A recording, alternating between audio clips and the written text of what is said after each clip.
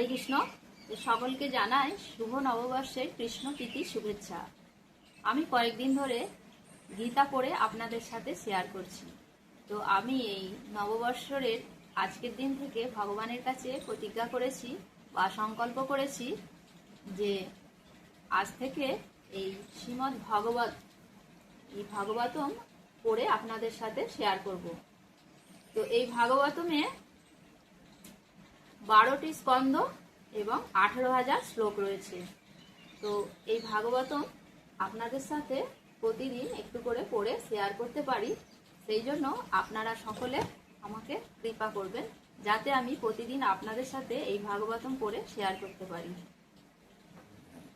ওম নমো ভগবতে বাসুদেবায় জন্মাদিয়াস্য যতয়াম্বায়াৎ ইতারত চার্থেষু অভিঘ্নসারাট তেনে ব্রহ্ম হৃদাযা আদি কবয়ে মুহন্তি জাত সুরায়া তেজবারিমিদং যথা বিনিময়া যত্র ত্রিসর্গমিষা ধাম্নাস্মেন সদা নিরস্তহুকম সত্যম পরম ধীমহি।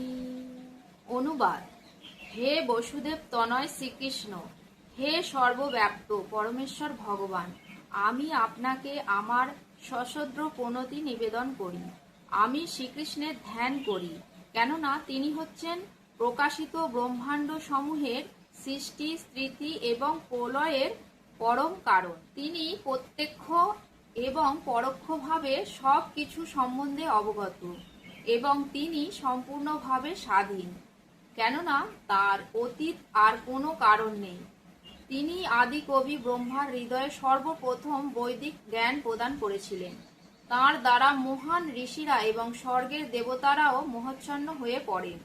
ঠিক যেভাবে মোহচ্ছন্ন হয়ে পড়লে আগুনে জল দর্শন হয় অথবা জলে মাটি দর্শন হয়, তাঁরই প্রভাবে জড়া প্রকৃতির 3টি গুণের মাধ্যমে জড়জগৎ সাময়িকভাবে প্রকাশিত হয় এবং তা অলীক হলেও সত্যবৎ প্রতিভাত হয়। তাই আমি সেই পরমেশ্বর ভগবান শ্রীকৃষ্ণের ধ্যান করি, যিনি জড়জগতের মোহ থেকে সম্পূর্ণভাবে মুক্ত, তাঁর ধামে নিত্যকাল বিরাজ করেন। আমি তাঁর ধ্যান করি, কেননা তিনিই হচ্ছেন পরম সত্য।